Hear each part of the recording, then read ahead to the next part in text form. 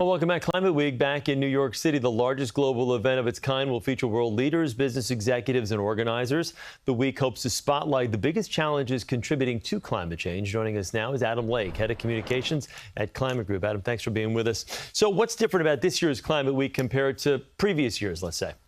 Well, the number one thing I'd say that's different is we've just announced a few hours ago that we're going to be the biggest climate event of all kind. We're breaking all records, and there's going to be over 1,000 events taking place across the 5 bars of New York this week. I guess that's a tremendous honor to hear that this is the biggest event.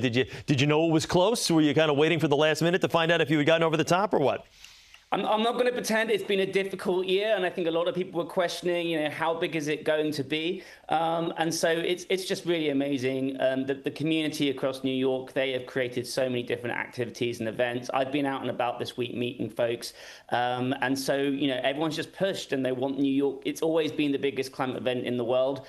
This year it's going to be even bigger. So that's it's been great to see, and we're happy that there's so much enthusiasm in the city for taking part in what's going on. Well, I'd love to hear your excitement in this. Tell some of the people out there that are watching right now what they can expect, what events they can experience. So there's going to be some activities that are suitable for everyone, for families, for people who are new to this. Starting on Saturday, A.Y. Young is doing a concert in Times Square, which will be really cool. That's at lunchtime.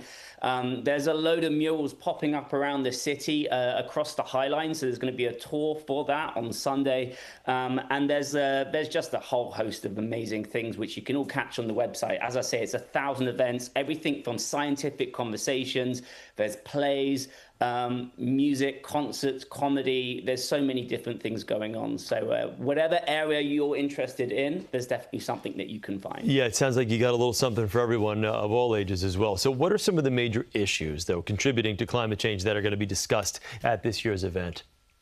I think what we're seeing, and as you mentioned earlier, we've got a lot of world leaders coming to our events next week, as well as people from the world of business. So we need to try and work out, how do we get the investment in to make the changes to reduce emissions?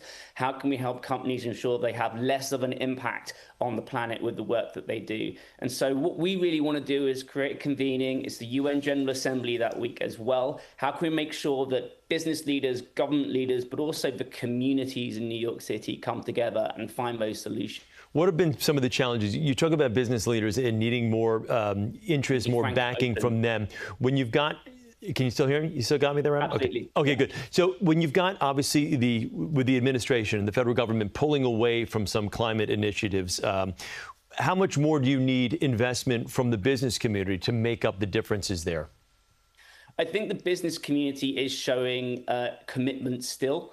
But I think what we're seeing, it's not just federal support that we need. States need to provide support as well. Actually, places like Florida and Texas are really investing in renewables. But we're seeing in New York City, there's huge investment in renewable energy. There's hydroelectric power coming in to support the communities in Queens. So these are the investments that we want to see more of in New York. And when you have people that are going to be attending these events over this Climate Week, what's like the big takeaway that you're hoping people who are either familiar with it or not familiar with everything, what are you hoping they take away from this year's event? I think innovation is the word that I'm looking for. Our strapline this year is power on. Every year it's different. There are new technologies up there. There are new ways of working. There are new ways to do things better. And every single person who is a leader in this space globally is going to be here during the week. So I think people should get stuck into these different events and find out what the latest activities are. And if you're a student wanting to get into this space, this is the time and place. These events are, the vast majority of them are free of charge and open to all. So this is the place to come and find out more. Well, Adam, thank you so much. I mean, we all want for a lot, but okay, if we don't have a healthy planet, it doesn't make a difference. So, Adam, thank you very much. We appreciate it. From Climate Group, we thank you for joining us. And Climate Week starts September 21st, and it runs through the 28th. All right, more